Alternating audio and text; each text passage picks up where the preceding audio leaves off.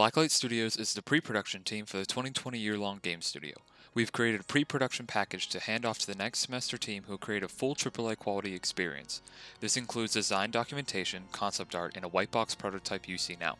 We've built a tactical role-playing game with a unique plague mechanic. Our game is loosely based off of the Black Plague pandemic. In our world, the plague is the influence of the devil attempting to corrupt the earth.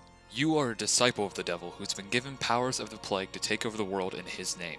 Your goal is to destroy the High Priest and his followers to secure the devil's rule unto earth in accordance with the contract you signed with him that gave you these unholy powers. Our three main metrics we prioritized were documentation, prototyping, and gameplay/interactivity, as we wanted to set up the production team to continue right where we left off, with documentation of art and design, and an interesting gameplay loop showcased through prototyping. The core gameplay was developed around the idea of the plague that spreads on the brink of being out of control. That allowed us to create some strategically interesting and surprising scenarios for players. And players are given some more in-depth interactions with the plague, like triggering corpse explosions, or containing it by harvesting. For character art, we use historical references as a start for inspirations and mix in fantastical elements that fit our world.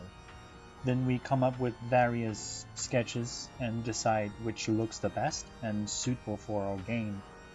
Colored versions come after, and we choose the one we like the most to create the model sheet for the next team's model.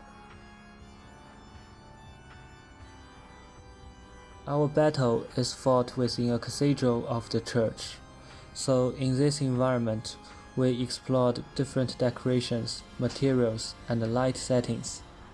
We focused on what feelings we want to invoke within the player through the environment design. Programming was focused on building quick prototypes to better test out design decisions, while still emphasizing the need for well-documented, easily understandable code that could be iterated upon and scaled up by future production teams.